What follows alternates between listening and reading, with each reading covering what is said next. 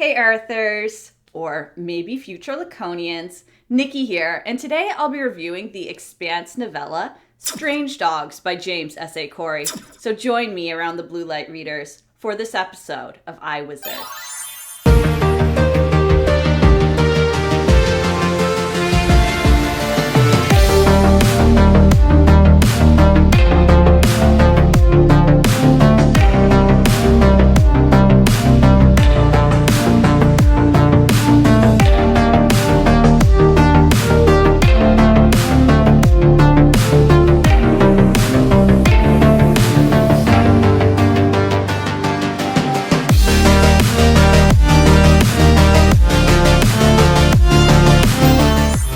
Welcome back. Strange Dogs is an Expanse novella set between the events of Babylon's Ashes and Persepolis Rising.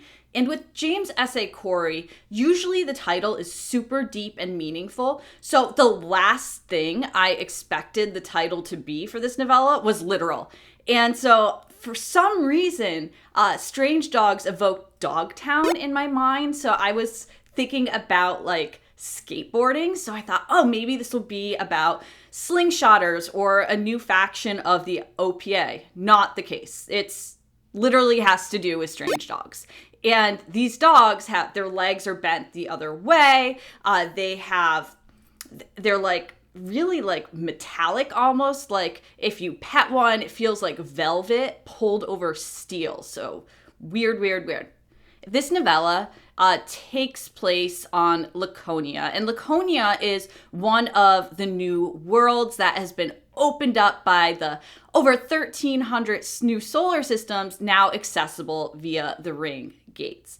And the protagonist in this novella is Cara. Cara is 10 years old, and she came to Laconia from Paris with her parents.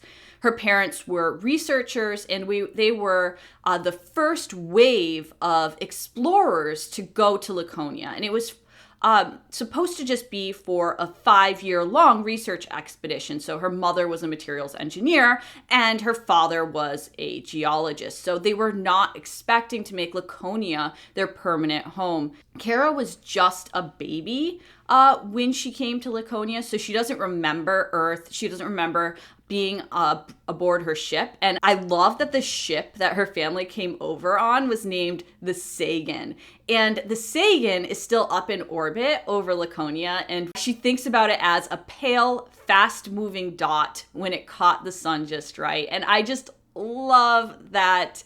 That's just a nod to Carl Sagan's pale blue dot. So thank you, Ty Frank and Daniel Abraham. I really appreciate that. I love Carl Sagan so much.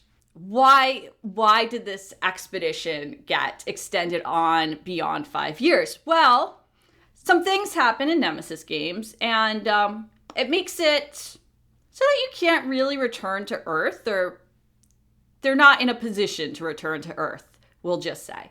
When the first wave of people first came to Laconia, it was really just the researchers. And then a few years later, the soldiers arrived. And these soldiers were Admiral Duart's guys. You could only imagine, if you know anything about the TV series or the books. And Cara does have a younger brother named Zan. And so he doesn't know anything other than Laconia either. So Laconia is home to these children, but not to the parents, right? The parents miss Earth.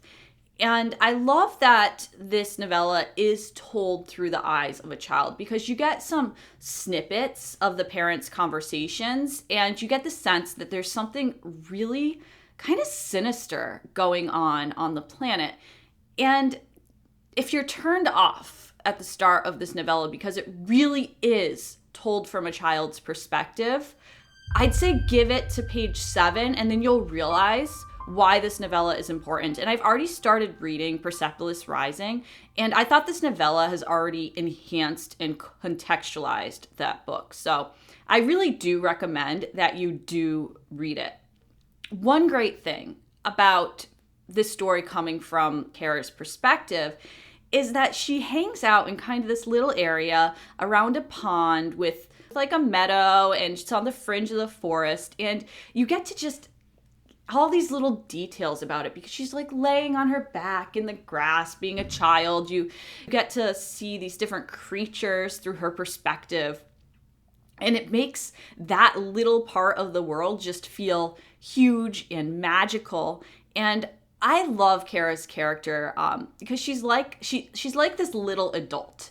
So she's always trying to do the right thing. She's trying to take personal responsibility for her actions.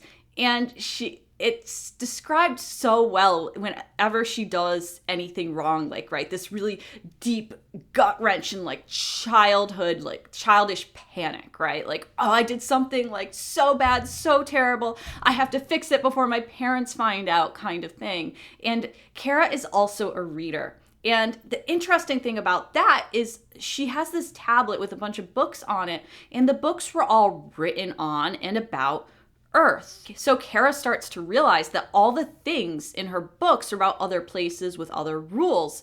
And so if that was the case, then none of them could ever really be about her. And she thinks about it being like going to school and finding out that math worked differently for you.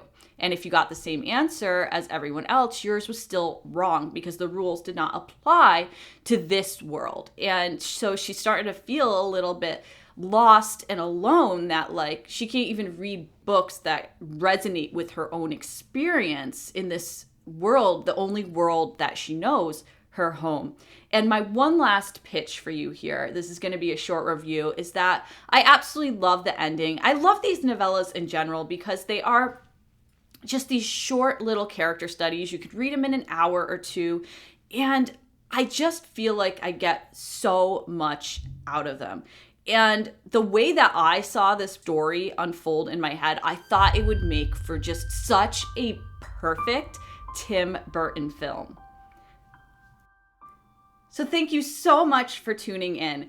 And if you want to keep up with iWizard, please subscribe and click the notification bell. Coming up next, I'll be reviewing Persepolis Rising, and this probably won't happen till later next week because Jordan has convinced me to read Black Sun Rising with him. And so this is going to be the first review that we do together. And also, you'll notice this iWizard bookmark here. If you want a bookmark of your very own, become a wizard at least the Dumbledore level or higher, and you can find the details at patreon.com/iWizard. So thanks again, and I'll see you next time. Bye.